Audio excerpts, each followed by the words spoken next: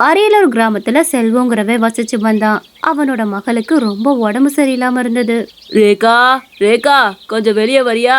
நான் வந்துட்டேம்மா. என்னங்க, பாப்பாவுக்கு இன்னும் உடம்பு சரியில்லைங்க. நீங்க சாமி கிட்ட நேர்ந்துக்கிட்டு வந்திருக்கீங்களா? பாப்பாக்கு மட்டும் உடம்பு நல்லா இருந்துச்சுன்னா ஒரு கெடா வாங்கி வெட்டேன்னு வேண்டிக்கோங்க, அப்பதான் சரியாகும். அதெல்லாம் நீ சொல்றதுக்கு முன்னாடியே நான் வேண்டிட்டு வந்துட்டேன். எல்லாத்தையும் அந்த ஆத்தா பார்த்துப்பா, நீ கவலைப்படாத. பாப்பாக்கு மட்டும் சரியாயிருச்சுன்னா அடுத்த நாளே கெடா வெட்டுறேன்னு வேண்டியிருக்கிறேன். சரிங்க, எல்லாம் சரியாயிரும். நீங்க வேலை கிளம்புங்க, பாப்பாவை நான் பாத்துக்கிறேன். 2 நாளைக்கு நான் எங்கேயும் போகாம இருந்து பாப்பாவை பாத்துக்கிட்டாதான் கொஞ்சம் குணமாவா. 3 நாள் 4 நாளுக்கு அப்புறம் அந்த பாப்பாவோட உடம்பு முழுசா குணமாச்சு. செல்விமா, இப்போ உடம்பு பரவாயில்லையா? உடம்புக்கு எந்த பிரச்சனையும் இல்லைன்னா ஆஸ்பத்திரி எது போகணுமாடா கண்ணா?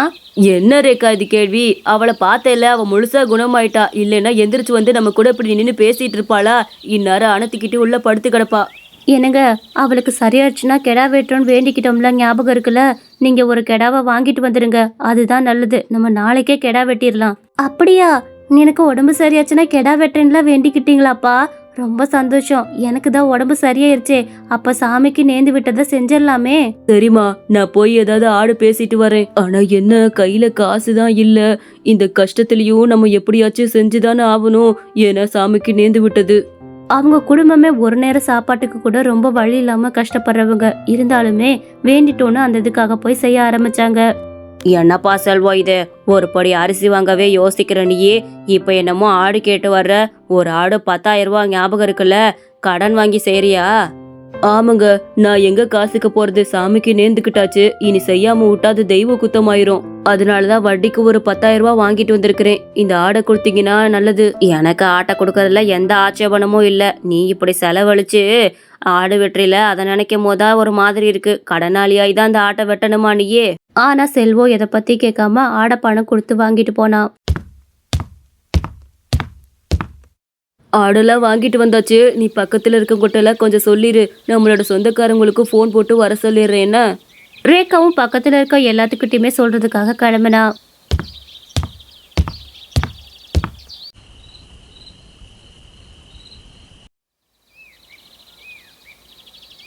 என்னங்க, நல்ல நேரம் வந்துச்சு, சீக்கிரம் கெடாய வெட்டிருங்க, அதுதான் நல்லதுங்க.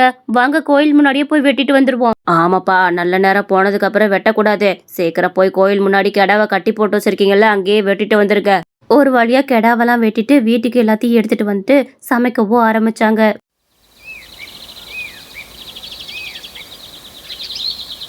அப்ப ரேகாவோட தம்பி நல்ல பலாப்பழம்லாம் பெரிய பழமா வாங்கிட்டு அவங்க அக்காவை பாக்குறதுக்காக வந்திருந்தான். சரியான சோம்பேறியும் கூட அவன். அடடே பாலகிருஷ்ணா, எப்படிப்பா இருக்கிற? வா வா, உங்க அக்கா இப்பதான் சமையல் செஞ்சுக்கிட்டு இருக்கிறா. பரவாயில்லையே, சொன்னோனுமே சீக்கிரமா வந்துட்ட. வா பாலகிருஷ்ணா, எல்லாத்தையும் இறக்கி வச்சுட்டு கொஞ்சம் வேலை பாக்குறியா? மாமா, வேலை பாக்குறதுக்கொசரமா வந்திருக்கிறேன்.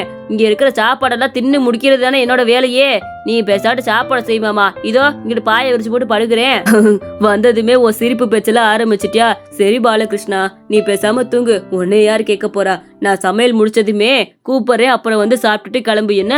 ஏண்டா, வந்ததுமே அக்கா கிட்ட ஒரு வார்த்தை பேசுனியா? உங்க மாமாவே பிடிச்சு தொங்கிட்டு இருக்கிற. சரி சரி, நீ தான் பட்ட சோம்பேறியாச்சே, போய் படுத்து தூங்கு போ. ஏக்கா, நீ சொன்னாலும் சொல்லினாலும் நான் தூங்கதான் போறேன். பேசாம போக்கா. பாலகிருஷ்ணா வந்ததுமே எல்லாத்தையும் இறக்கி வச்சுட்டு நல்லா படுத்து தூங்க ஆரம்பிச்சா. அவங்களும் அதை பத்தி எதுவுமே கண்டுக்காம சமைக்க ஆரம்பிச்சாங்க.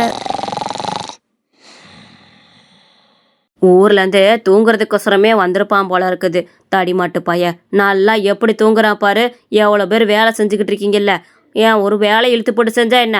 பாலகிருஷ்ணா, எந்திரி, சமையல்லாம் ரெடி ஆயிடுச்சுப்பா, கொஞ்சம் எந்திரி. வர்றவங்களுக்கு சாப்பாடெல்லாம் பரிமாற வேணாமா? எந்திரிப்பா.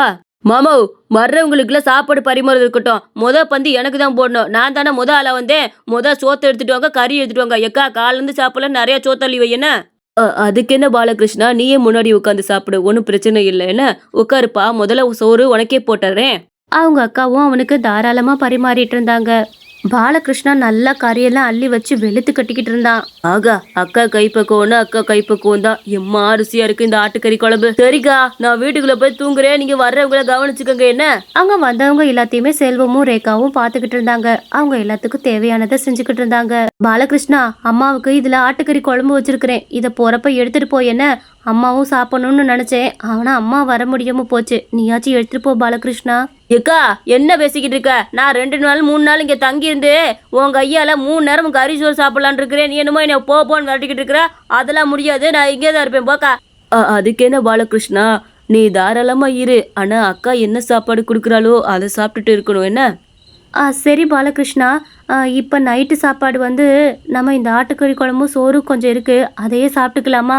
சரிக்கா, எதையோ ஒன்று போடு. ஆனால் காலையில் சிக்கன் குழம்பு வேணும் ஞாபகத்தில் வச்சுக்க. மதியானம் பார்த்துக்க மட்டன் பிரியாணி போட்டுரு எனக்கு. நைட்டு நல்லா சப்பாத்திலாம் போட்டு செஞ்சு வச்சிருந்தேன். என்னங்க, நம்மளே கஷ்டத்தில் இருக்கோம், இவன் வேற இப்படி கேட்டுக்கிட்டு இருக்கிறான். எப்படிங்க இவனுக்கு இல்லைன்னு சொல்ல முடியாதேங்க. நம்ம வேற கையில் காசு இல்லாமல் இருக்கோம், என்ன பண்ணுறது? பாலகிருஷ்ணாட்ட சொல்லி புரிய வைக்க முடியாதுமா. அவன் என்ன கேட்குறானோ அதை செஞ்சு கொடு, என்னன்னு பார்த்துக்கலாம் விடு. மிஞ்சி மிஞ்சி போனா நாளைக்கு ஒரு நாள் இருப்பானா, அவ்வளவுதானே விடு. ஆனா பாலகிருஷ்ணாவோ 2 நாள் ஆகியுமே வீட்டை விட்டு வெளியே போற மாதிரி இல்ல. எக்கா எக்கா, சீக்கிரம் சோத்து எடுத்துட்டு வாக்கா, பசிக்குதுக்கா. பாலகிருஷ்ணா, இன்னைக்கு நம்ம வீட்டில் கஞ்சி தான்ப்பா. இன்னைக்கு ஒரு நாள் அட்ஜஸ்ட் பண்ணி சாப்பிட்டுக்கிறியா? ஏன்னா அக்காட்ட கொஞ்சம் கையில காசு இல்லப்பா. என்னக்கா, கறியும் சோறையும் ஆக்கி போடுவேன்னு பார்த்தா இப்படி கஞ்சியை ஊற்றிக்கிட்டு இருக்கிற. சரி சரி, இந்த கஞ்சியை குடிச்சிட்டு நான் வீட்டுக்கு கிளம்புறேன். உங்ககிட்ட கையால் இதுக்கு மேலெல்லாம் சாப்பிட முடியாதுப்பா. என்னப்பா கிளம்பிட்டியா? என்ன பாலகிருஷ்ணா, நான் சொன்னது எதுவும் மனசுல வச்சுட்டு கிளம்பிட்டியா? அக்கா கையில காசு இல்லை, அதனால தான் நீ கேட்டது எதுவுமே என்னால செய்ய முடியல, மன்னிச்சிருப்பா. ஆமாப்போ, வந்த தம்பியை ஒழுங்கா உபசரிக்காத நீ எல்லாம் ஒரு அக்காவா? நான் கேட்டதெல்லாம் செஞ்சு தர முடியலன்னா முன்னாடியே சொல்லியிருந்தா நான் கிளம்பியிருப்பேன்ல. இப்படி என்னை கேவலப்படுத்தி பேசிட்டீங்க. நான் முதல் இது கிளம்புறேன். பாலகிருஷ்ணா, அப்படி கிடையாது. அக்கா உனைய வேணான்னு நினைக்கலப்பா. அவ கையில காசு இல்ல. எங்க குடும்ப சூழ்நிலை கொஞ்சம் புரிஞ்சு நடந்துக்க. இருக்கிறப்போ உனக்கு செய்யாம நாங்க இருப்போமா? எதுவும் நினைச்சிட்டு போகாதடா. நீனா எனக்கு ரொம்ப பிடிக்கும். என் வீட்டுக்கு வராம மட்டும் இருந்துடாத பாலகிருஷ்ணா. பாலகிருஷ்ணா சொல்ல சொல்ல கோச்சிட்டு அங்கிருந்து கிளம்புனா.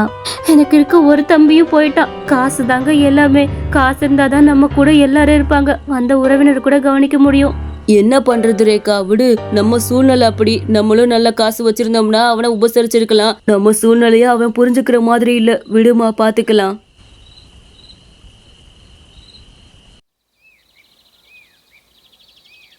எக்கா எக்கா, வெளியே வா, நான் பாலகிருஷ்ணா வந்திருக்கிறேன். அட பாலகிருஷ்ணா, என்னப்பா இது மூட்டையில என்னென்னமோ கொண்டு வந்திருக்கிற?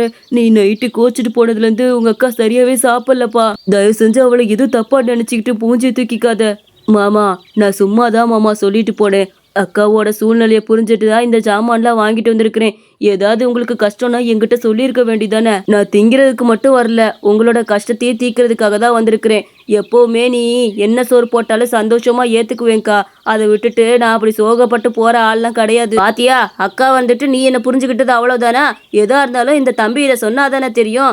அக்கா, நீ கவலைப்படாத. உன் கஷ்டம் தீர்ற வரைக்கும் மளிகை சாமான்லாம் நான் மாசம் மாசம் வாங்கி போடுறேன். பாலகிருஷ்ணா, உன்ன மாதிரி ஒரு தம்பி கிடைக்க நான் கொடுத்து வச்சிருக்கணும். உன்னை போய் நான் தப்பா நினைச்சிட்டேனே, என்னை மன்னிச்சிருப்பா.